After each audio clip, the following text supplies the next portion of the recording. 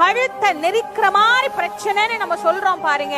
யாருக்கெல்லாம் அப்படி துன்பங்கள் இருக்கிறதோ, உங்கள் வீட்டுல நீங்க என்ன பெருமானை வச்சு கும்பிட்டாலும் சரி, அந்த பெருமான் முன்னாடி ஒரு நெய் தீபத்தை ஏற்றி வச்சு, மாசில் வீணையும் மாலை மதியமும் வீச்சு தென்றலும் வீங்கில வேணிலும் மூசு வண்டரை பொய்கையை போன்றதே ஈசன் எந்தை இணையடி நிழலேன்னு ஒரு நாளைக்கு காலையிலையும் மாலையிலையும் காலையிலையும் மாலையும் 48 நாள் தொடர்ந்து நீங்க இந்த 4 வரி சொல்லுங்க. எவ்வளோ பெரிய பிரச்சனையாக இருந்தாலும் அது பஞ்சாய் பறந்து போகும் என்பது அனுபவ ரீதியான உண்மை. வாழ்க்கையில ஏற்படுகிற துன்பத்தை, மரணத்தை கூட மாற்றக்கூடிய வலிமை பெற்றது இது. அதுல இருந்துதான் நாங்க மீண்டு வெளியே வந்தாரு.